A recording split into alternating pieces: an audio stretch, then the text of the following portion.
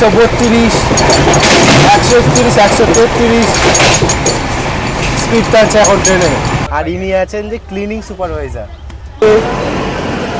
কলকাতা জম্মু তাওয়া এক্সপ্রেস, আমাদের ট্রেন এখন প্রায় 19 মিনিটের কাছাকাছি কিন্তু ফাস্ট চলছে। আমরা এই যে থার্ড ইকোনমিতে এখন ট্রাভেল করছি। এই থার্ড ইকোনমি কোচটা কিন্তু এর আগে ছিল না। নাম क्या है इसका? चटर बटर या क्या बोल? चटर बटर। अच्छा ये कितना रुपए किलो है? 100 रुपए किलो है। শুরু হতে চলেছে রাতের বেনারসে গঙ্গার ঘাটের সেই অপূর্ব দৃশ্য। চলুন আপনারাও তার সাক্ষী থাকুন। চালগুলো ঠিক আমাদের ওখানে যে স্বর্ণ চাল হয়, একদম ছোট ছোট স্বর্ণ চালের মতো। এই ডাস্টবিনটাকে সরালে ঠিক এইখানে রয়েছে একটা পুশ করার জায়গা। এটা পুশ করলে এইখান থেকে জল পড়ছে। আর এই পণ্ডিত দীনদয়াল উপাধ্যায় জাংশনেই রয়েছে কিন্তু আমাদের এশিয়ার সব থেকে বড় রেল ইয়ার্ড, যেখানে প্রায় 450 থেকে 500টা ট্রেন প্রতি মাসে এই ইয়ার্ড থেকে বেরোয়। মানে ভাবতে পারছেন তাহলে কত বড় এই রেল ইয়ার্ডটা।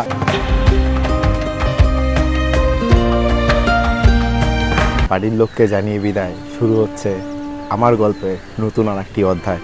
রয়েছে এখন রসুলপুর স্টেশনে, ঘড়িতে সময় ঠিক 7টা 14। আর এখান থেকেই হাওড়া টু বর্ধমানগামী হাওড়া বর্ধমান লোকালে করে যেতে হবে বর্ধমান। তারপর সেখান থেকে আবার শুরু হবে আমাদের নতুন আরেক জার্নি। ঘড়ির কাঁটায় সময় তখন 7টা 22। সকালে হাওড়া থেকে বর্ধমানগামী হাওড়া বর্ধমান লোকালে চড়ে শুরু হলো নৈনিতাল ভ্রমণের নতুন আরেকটি গল্প। আর মাত্র 24 মিনিটের ব্যবধানে বর্ধমান লোকাল আমায় পৌঁছে দিল বর্ধমান জাংশনে।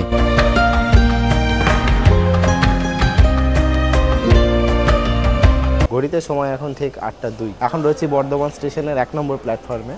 আর এই 1 নম্বর প্ল্যাটফর্ম দিয়ে 90% ট্রেন আপ হাওড়া থেকে যে কোনো গন্তব্যে যাওয়ার ট্রেন যেটা বর্ধমানের উপর দিয়ে যায়, সেটা 90% এই 1 নম্বরেই দেয় ম্যাক্সিমাম টাইম। আর আজ আমি যেই ট্রেনে ট্রাভেল করছি 12353 হাওড়া থেকে লালকুয়াগামী সাপ্তাহিক লালকুয়া এক্সপ্রেসে। লালকুয়া এক্সপ্রেসের সময় আমাদের এই বর্ধমান স্টেশনে প্রায় 9টা 20-তে। তবে 1 ঘন্টাখানিক আগেই আমি এই বর্ধমান স্টেশন এসে পৌঁছে গেছি।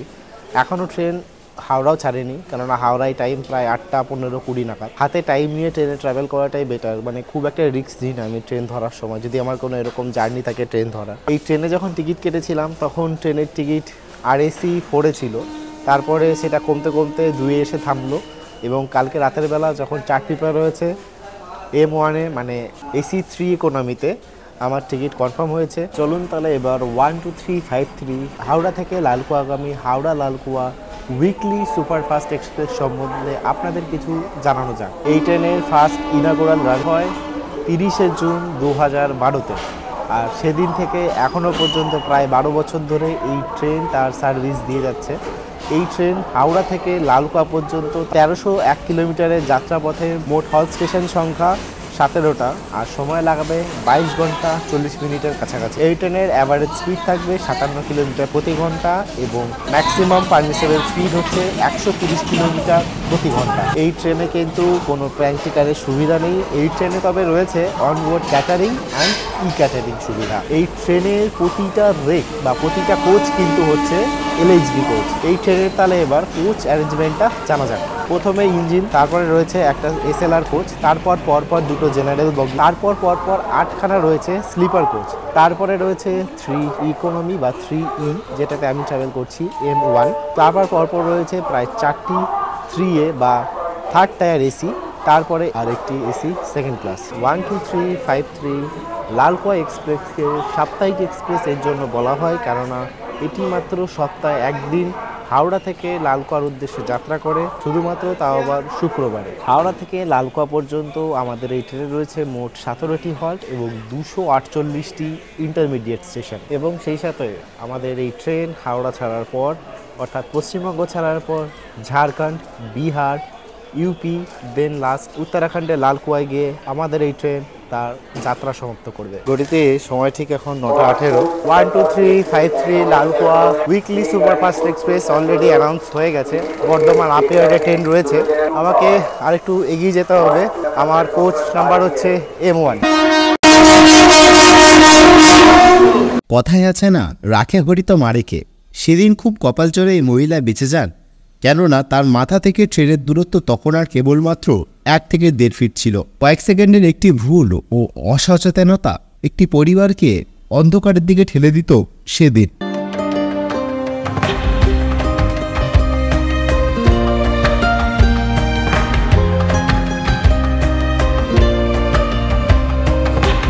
এই হচ্ছে আমাদের M1 কোচ। এই সাইডে রয়েছে সাইড আপার, সাইড লোয়ার, আর নর্মাল যেরকম হয়।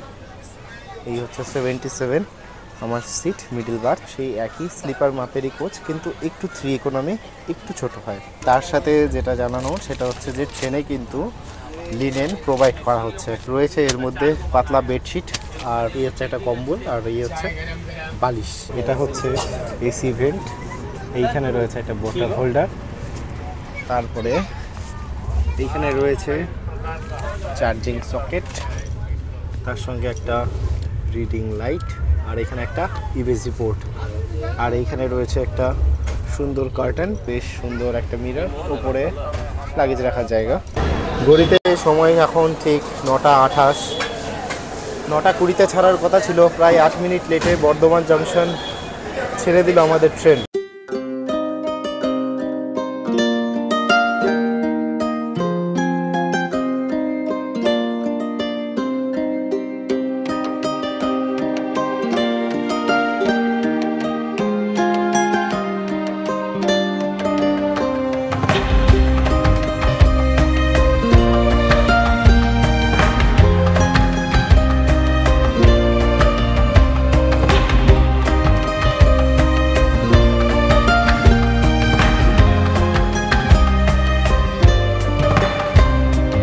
টাটা বর্ধমান, দেখা হবে আবার প্রায় 8 দিন বাদে। বর্ধমান ছাড়ার পর আমাদের এই ট্রেনের পরবর্তী স্টপেজ হচ্ছে দুর্গাপুর।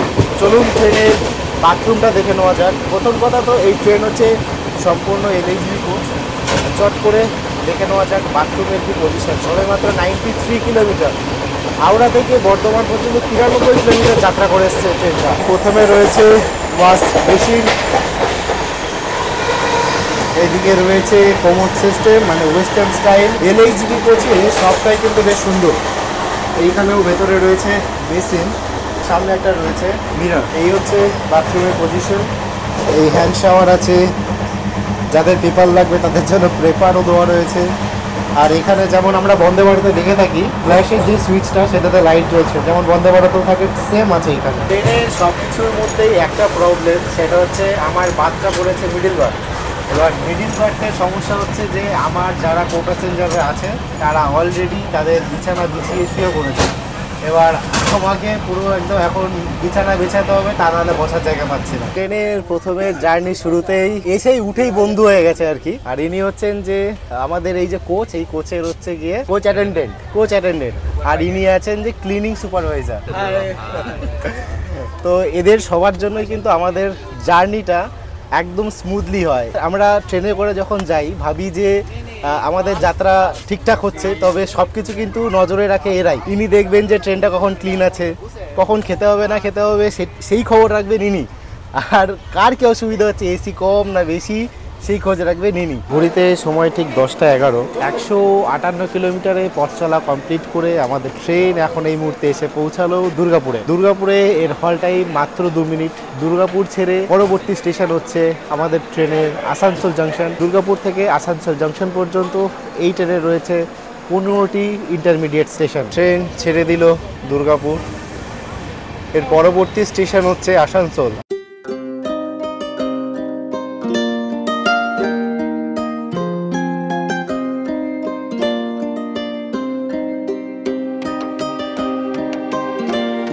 আমি এই বেসিনের সামনে এসেছি, আমার মাথায় ঢুকছে না যে বেসিন কি করে কাজ করে। তখন স্টাফেদের জিজ্ঞেস করলাম, আর এইখানে রয়েছে ডাস্টবিন। এই ডাস্টবিনটাকে সরালে ঠিক এইখানে রয়েছে একটা পুশ করার জায়গা। এই দেখুন, এটা পুশ করলে এইখান থেকে জল পড়ছে। বাথরুমেও কিন্তু একদম সেম সিস্টেম।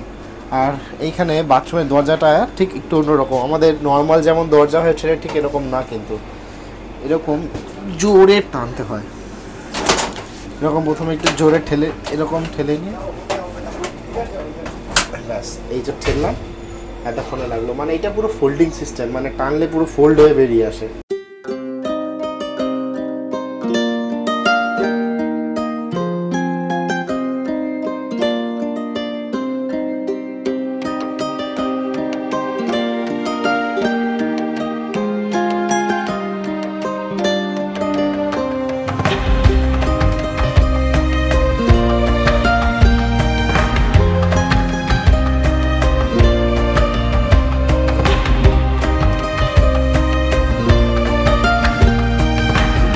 হাওড়া থেকে প্রায় 200 কিলোমিটারের যাত্রাপথ সম্পূর্ণ করে আমাদের ট্রেন এই মুহূর্তে এসে পৌঁছালো আসানসোল জংশনে। আসানসোলে এই ট্রেনের হল টাইম হচ্ছে মাত্র 4 মিনিট। আমরা এখন রয়েছি আসানসোলের 4 নম্বর প্ল্যাটফর্মে। আমাদের ট্রেন অলরেডি ছেড়ে দিয়েছে আসানসোল জংশন। আসানসোল ছেড়ে আমাদের এই ট্রেনের পরবর্তী হল স্টেশন হচ্ছে ধানবাদ। আর এই আসানসোল থেকে ধানবাদ পর্যন্ত এই ট্রেনের রয়েছে মোট 11টা ইন্টারমিডিয়েট স্টেশন।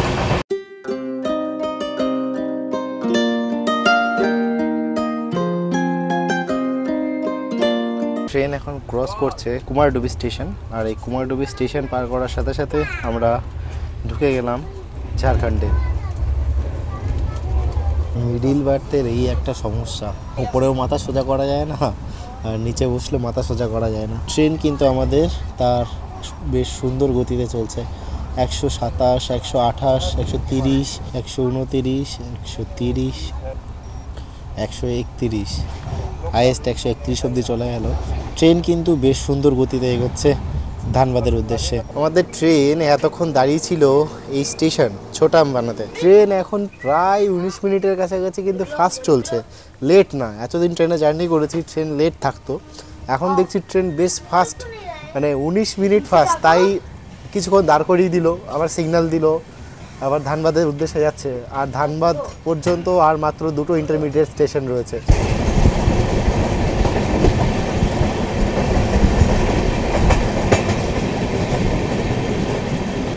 আর এই দেখুন বসন্তের এই শিমুল ফুল ফোটা কিন্তু শুরু হয়ে গেছে।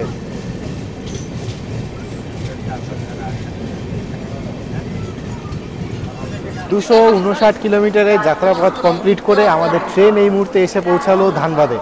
ধানবাদে আমাদের ট্রেন প্রায় 10 মিনিট ফাস্ট, মানে 10 মিনিট আগে এসে পৌঁছেছে। এই ধানবাদে এই স্টপেজ হচ্ছে মাত্র 5 মিনিট। আর ধানবাদ ছেড়ে এর পরবর্তী station Gaya. Train 10 minute fast এসছে ঠিকই, কিন্তু ছাড়বে ঠিক যেটা কারেক্ট টাইম, মানে যেটা অ্যাকচুয়াল টাইম, সেই টাইমে। পুরো 12টা বেজে গেছে,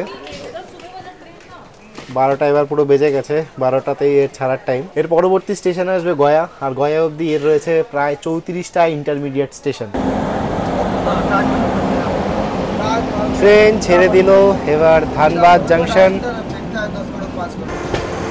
আর ওইদিকে এসছে কলকাতা জম্মু তাওয়া এক্সপ্রেস।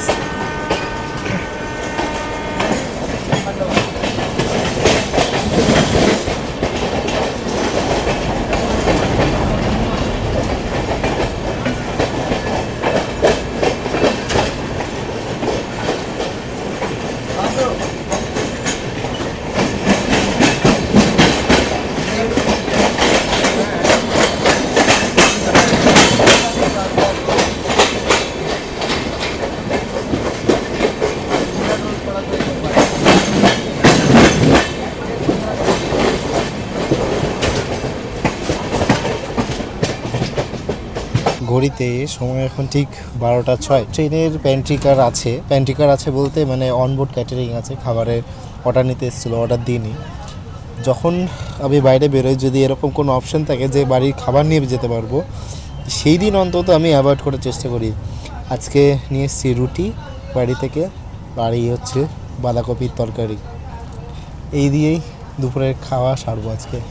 বাড়ির খাবারের মানে যে টেস্ট, সেটা আজকে লাস্ট এখন পাচ্ছি, আবার 8-9 দিন বাদে পাবো। চলুন তাহলে দুপুরের খাওয়া দাওয়া শেষ করা যাক। বাবুয়া হাম পৌঁছ গয়ে বিহার মা। হাওড়া থেকে প্রায় 458 কিলোমিটারের যাত্রাপথ সম্পূর্ণ করে আমাদের ট্রেন এখন এসে পৌঁছালো বিহারের গয়া জংশনে। গয়াতে আমাদের ট্রেন মানে এখানেও আমাদের ট্রেন প্রায় 5 মিনিট আগে ঢুকে গেছে। গয়ার আগে একটা ইন্টারমিডিয়েট স্টেশন ছিল, সেখানে 8 ঘন্টা আগে ঢুকে গেছিলো। আধ ঘন্টা থেকে প্রায় 20 মিনিট দাঁড় করিয়ে রেখে তারপরে আস্তে আস্তে আস্তে 5 মিনিট আগে গয়াতে আমাদের ট্রেন ঢুকিয়েছে। গয়াতে এই ট্রেনের হল টাইম হচ্ছে মাত্র 5 মিনিট। আমাদের এই ট্রেন কিন্তু তার রেক শেয়ার করে হাওড়া ভোপাল এবং ভোপাল হাওড়া উইকলি সুপারফাস্ট এক্সপ্রেসের সাথে। মানে এই ট্রেনটাই আজকে হচ্ছে লালকুয়া এক্সপ্রেস, আর কালকে শনিবার কালকে আবার লালকুয়া থেকে ছাড়বে, তখন লালকুয়া হাওড়া সুপারফাস্ট এক্সপ্রেস। তারপরে আবার এই ট্রেনটাই আবার একদিন বাদে ভোপাল যাবে, আবার ভোপাল থেকে আবার রিটার্ন আসবে। মানে এই ট্রেনটা সপ্তাহে একবার এই লালকুয়ার দিকে যায়, আবার এই ট্রেনটাই আবার সপ্তাহে একদিন ভোপালের দিকে যায়।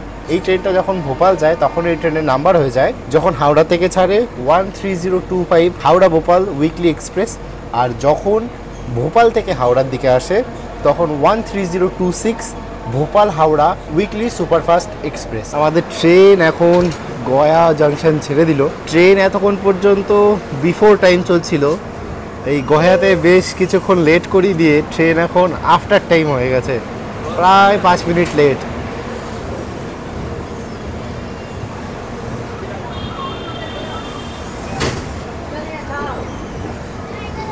গয়া ছাড়ার পর এই ট্রেনের পরবর্তী স্টেশন হচ্ছে ডেরি অন সোম। গয়া থেকে ডেরি অন সোম পর্যন্ত এই ট্রেন কভার করবে 85 কিলোমিটার, তার সঙ্গে 16টা ইন্টারমিডিয়েট স্টেশন।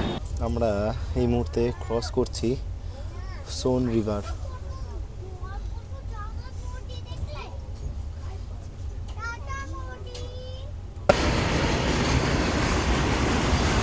এই যে নদীটির ওপর এই ব্রিজটা রয়েছে আর যার উপর দিয়ে ট্রেন ক্রস করছে, এই নদীটার নাম হচ্ছে সোন নদী।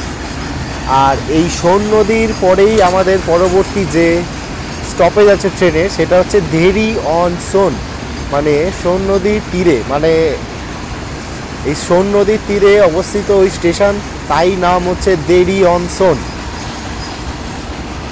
ট্রেন দাঁড় করিয়ে দিয়েছে।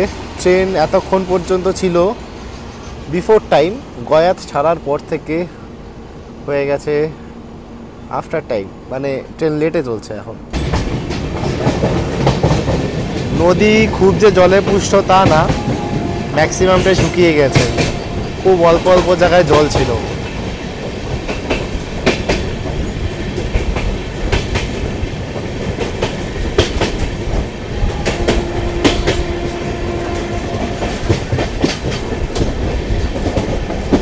পাঁচশো 43 কিলোমিটারের যাত্রাপথ শেষ করে এখন আমাদের ট্রেন এসে পৌঁছালো দেরি অন সোনে। এইখানে আমাদের ট্রেন প্রায় 30 মিনিটের কাছাকাছি লেটে চলছে। এই ট্রেনের স্টপেজ মাত্র 2 মিনিটের জন্য। এই স্টেশন ছেড়ে এর পরবর্তী স্টেশন হচ্ছে সাসারাম। দেরি অন সোন থেকে সাসারাম পর্যন্ত রয়েছে মাত্র 2টো ইন্টারমিডিয়েট স্টেশন। আমরা এই যে থার্ড ইকোনমিতে এখন ট্রাভেল করছি, এই থার্ড ইকোনমি কোচটা কিন্তু এর আগে ছিল না। এই ডিসেম্বর মাস থেকে 2023 সালের ডিসেম্বর মাস থেকে এই থার্ড ইকোনমি কিন্তু দেওয়া হয়েছে এই লালকুয়া এক্সপ্রেসে।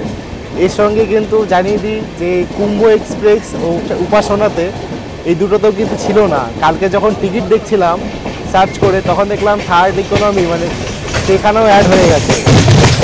561 কিলোমিটারে পথ চলা সম্পূর্ণ করে আমাদের ট্রেন এই মুহূর্তে এসে পৌঁছালো সাসারামে। এই সাসারামে এর হলস টাইম মাত্র 2 মিনিট।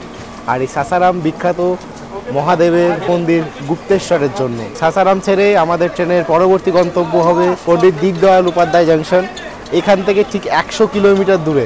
আর তার মধ্যে আমরা কভার করব 18টা ইন্টারমিডিয়েট স্টেশন। গয়া জাংশনের পর থেকে আমাদের ট্রেন অনেক ঝুলিয়েছে, তবে এখন ট্রেন আবার তার গতি ফিরে পেয়েছে। 128, 129, 132, 131, 133 স্পিড টানছে এখন ট্রেনে। প্রচুর গতি ট্রেনের এখন, মানে জাস্ট দাঁড়িয়ে থাকা যাচ্ছে না, গেট বন্ধ করে দিতে হয়েছে, এত স্পিডে টানছে।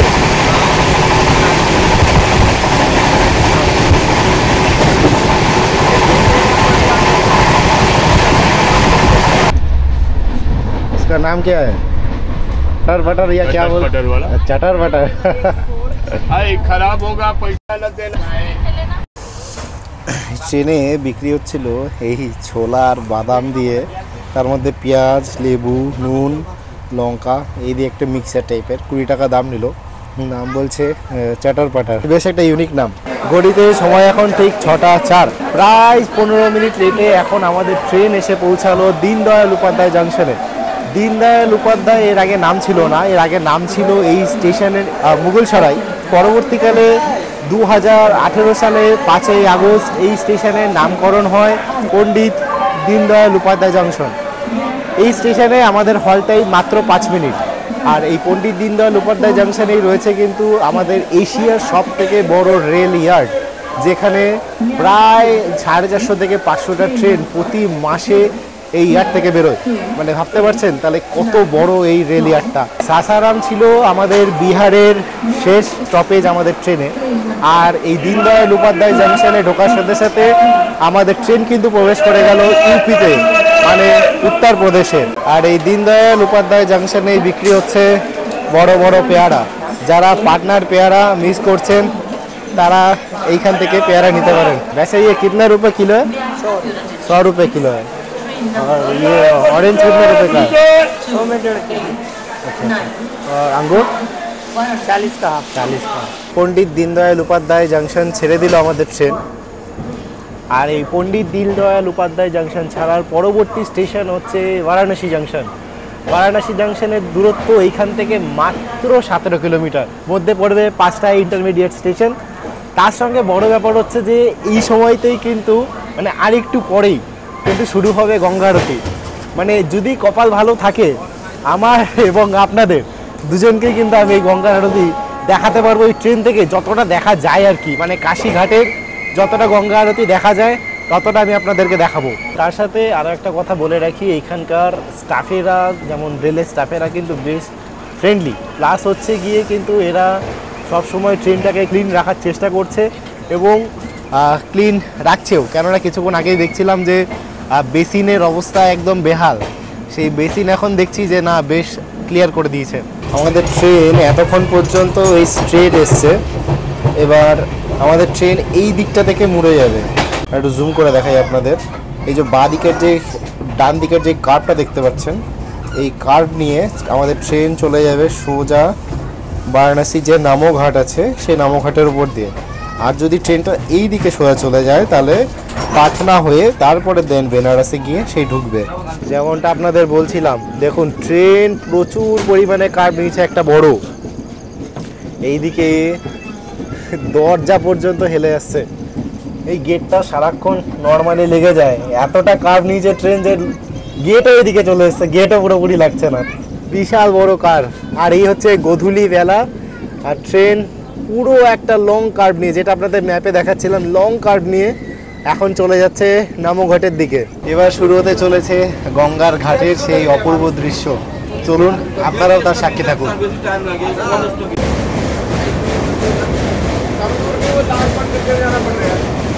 এই এবার দেখা মিলল গঙ্গার পাড়ের ওই যে সেই ঘাট, বেনারসের ঘাট যেটা প্রসিদ্ধ। এদিকেই সোজা রয়েছে, একদম এই দিকটায় রয়েছে কাশী বিশ্বনাথের মন্দির। অপূর্ব লাগছে, অপূর্ব।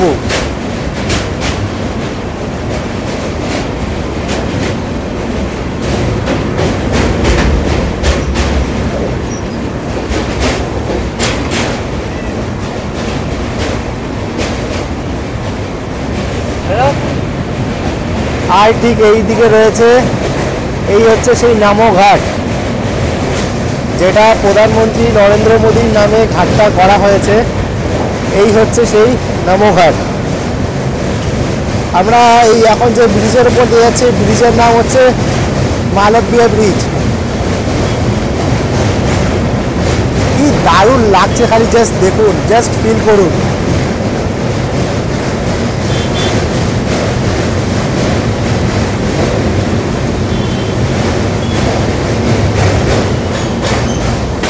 ঠিক তার সাথে সাথেই আমাদের ট্রেন এখন প্রবেশ করলো কাশীতে। যদিও কাশীতে এর কোনো অফিসিয়াল স্টপেজ নেই। হাওড়া থেকে প্রায় 678 কিলোমিটারের পথ চলা সম্পূর্ণ করে নির্ধারিত সময় থেকে প্রায় 15 মিনিট দেরিতে আমাদের ট্রেন এখন এসে পৌঁছালো বারাণসী জংশনে। বারাণসী জংশনে আমাদের এই ট্রেনের হল টাইম মাত্র 10 মিনিট। বারাণসী জংশন ছাড়ার পর আমাদের এই ট্রেনের পরবর্তী স্টপেজ 128 কিলোমিটার দূরে মা বেলা দেবীর ডিপিতে। এর মধ্যে আমরা কভার করব প্রায় 16টা ইন্টারমিডিয়েট স্টেশন। ভাইয়া গয়া হয়ে আমাদের যে রেল জার্নিটা হচ্ছে এটাতে একটা সুবিধা কি হচ্ছে জানেন তো, যে এইদিকে ওই বিহারের লোকের যে চাপটা, মানে হট করে উঠে পড়বে, সিট দখল করে নেবে, সেই চাপটা নেই।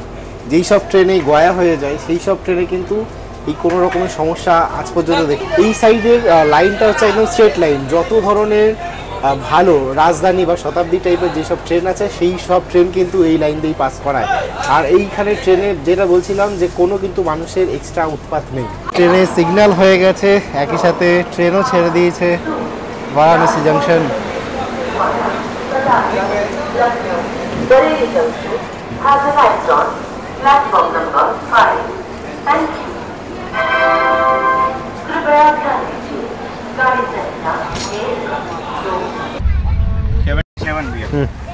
চলে এসছে রাতের খাবার।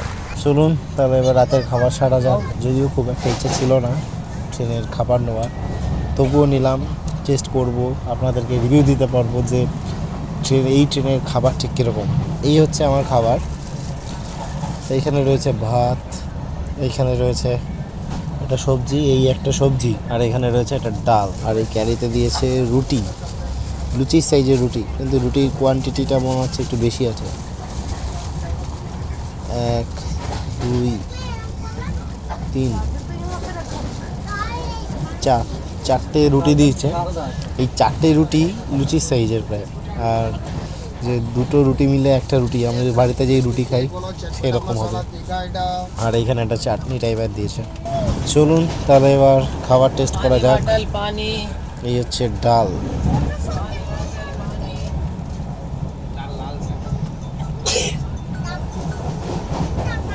চালগুলো ঠিক আমাদের ওখানে যে স্বর্ণ চাল হয়, একদম ছোট ছোট এই স্বর্ণ চালের মতো।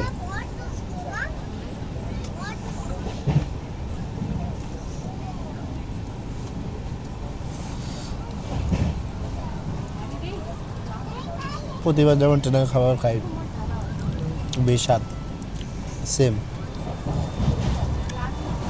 এখানে পোস্ত টাইপ কিছু একটা দিয়েছে, পোস্তটা ঠিক না, একটা আলুর তরকারি।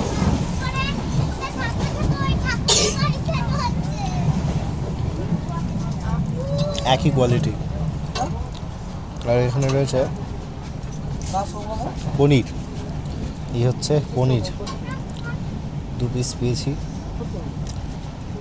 2 পিস পনির রয়েছে।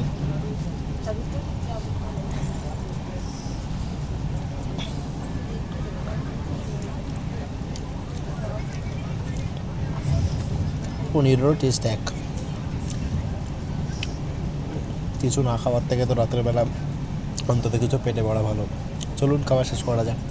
মানে অল ওভার যদি ফুড রিভিউ দিতে হয় তাহলে মোটামুটি, মানে যে খুব খারাপ তাও না, খুব যে ভালো তাও না, অ্যাভারেজ। মানে 100-এর মধ্যে যদি মার্কস দিতে বলা হয় আমি 40 দেবো। রাতের খাবার অনেকক্ষণ শেষ হয়ে গেল। ট্রেন এখন প্রতাপগড় ঢুকছে। এখন আমাদের ট্রেন রয়েছে প্রায় 50 মিনিটের কাছাকাছি লেট। এরপরে যথাক্রমে সারা রাতে এই প্রতাপগড় পার হওয়ার পর আসবে আমেঠি, রায়বেরেলি, তারপরে লখনৌ আস্তে আস্তে সেই রাত 1টা, আর তারপরে হচ্ছে গিয়ে বারেলি সিটি। এই করে সারা রাত চলবে। দেখা হচ্ছে আবার আপনাদের সঙ্গে কালকে সকালবেলা। চলুন ঘুমানো যাক। Good night. Good morning everyone, good morning from কিচ্ছা। আমাদের কলকাতা থেকে 1280 কিলোমিটারের পথ চলা কমপ্লিট হয়েছে, আর মাত্র কয়েক কিলোমিটারের মতন আছে মোটামুটি।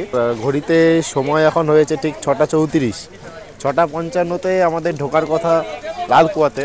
ট্রেন এখানে এখনও প্রায় ওই 40 মিনিটের কাছাকাছি লেটে চলছে। আর এই দিকের ওয়েদার খুব খারাপ, মানে দেখতে পাচ্ছেন। প্রথমত তো ভোরের আলো সবেমাত্র ফুটছে, আর এখন বৃষ্টি পড়ছে, কয়েক বছর টুকটাক করে বৃষ্টি পড়ছে। যাই হোক, দেখা যাক লালকুয়াতে গিয়ে ওয়েদার কেমন থাকে। আমাদের ওইখানে মানে কলকাতা বা বর্ধমান সাইডে শীতের প্রকোপ কিন্তু অনেকটা কমে গেছে, বেশ গরম পড়া শুরু হয়েছে। কিন্তু এখানে টেম্পারেচার এখনও দেখছি প্রায় 12-13 ডিগ্রির কাছাকাছি, মানে ঠান্ডা এখানে বেশ রয়েছে। এখনও পর্যন্ত এই হাফাতা জামাটা পরে থাকতে পারছি, নৈনিতালে গিয়ে তো থাকতে পারবো না। দেখি সোয়েটার হয়তো বার করতে হতে পারে নৈনিতাল পর্যন্ত গিয়ে। কিচ্ছাতে আমাদের এই ট্রেনের স্টপেজ ছিল মাত্র 2 মিনিটের। ট্রেন 2 মিনিট দাঁড়িয়ে ফের আবার ছেড়ে দিয়েছে লালকুয়ার উদ্দেশ্যে। লালকুয়া এই কিচ্ছা থেকে মাত্র 18 কিলোমিটার রয়েছে। ট্রেন এখন আমাদের 33 মিনিট লেটে চলছে, আর কিচ্ছা থেকে লালকুয়া পর্যন্ত মাত্র একটা ইন্টারমিডিয়েট স্টেশন রয়েছে। যত কাছে যাচ্ছি সৌন্দর্য যেন তত বেশি বেশি বাড়ছে। এই সাইডে রয়েছে প্রচুর পরিমাণে গম চাষ করা হয়েছে, এখানে গম, জব এই টাইপের জাতীয় জিনিস চাষ করা হয়েছে। ওই দূরে দূরে বেশ অনেকগুলো পাহাড় দেখা যাচ্ছে। অবশেষে প্রায় 24 মিনিট লেটে, ঘড়িতে সময় এখন ঠিক 7:19। আমাদের এখানে ট্রেনের টাইম ছিল প্রায় সকাল 6:55, আর এই মুহূর্তে এসে পৌঁছালাম এই লালকুয়াতে, লালকুয়া জাংশনে। 1248 কিলোমিটারের যাত্রাপথ শেষ হলো। ওভারঅল ট্রেনের যদি এক্সপিরিয়েন্স বলতে হয়, স্পিড ঠিকঠাক অ্যাভারেজ, গয়ার পর থেকে পরপর করে ট্রেন আস্তে আস্তে স্লো করেছে। যদি খাবারের দিক থেকে বলতে হয় অ্যাভারেজ খাবার, যদি টোটাল ব্লগটা দেখে থাকেন তাহলে বুঝতে পারবেন। আর যদি ট্রেনের ক্লিননেসের দিকে বলা হয় 100-এর মধ্যে পাবে 50। তো যাই হোক, চলুন আমাদের লালকুয়া পর্যন্ত পৌঁছে এই ট্রেনের সাথে জার্নি শেষ হলো। এবার এরপর থেকে শুরু হবে আমার নৈনিতাল সিরিজের সম্পূর্ণ ভিডিওগুলি। এখন আমাদের এই লালকুয়া স্টেশন থেকে বাইরে যেতে হবে, বাইরে গিয়ে নৈনিতালের দিকে যাত্রা শুরু করতে হবে। সেই সমস্তটাই আমি আপনাদের সঙ্গে শেয়ার করবো। লালকুয়া থেকে আপনারা কীভাবে নৈনিতাল যাবেন, কোন হোটেলে থাকবেন, এবং সম্পূর্ণ নৈনিতাল ট্রাভেল গাইড পেয়ে যাবেন আমার এই চ্যানেলে। আসছে এর পরের ব্লগ, অবশ্যই দেখবেন, মিস করবেন না। চলুন তাহলে লালকুয়া থেকে বেরোনো যাক। লালকুয়া থেকে বেরিয়ে আবার পরবর্তী পর্বে আপনাদের সঙ্গে দেখা হচ্ছে।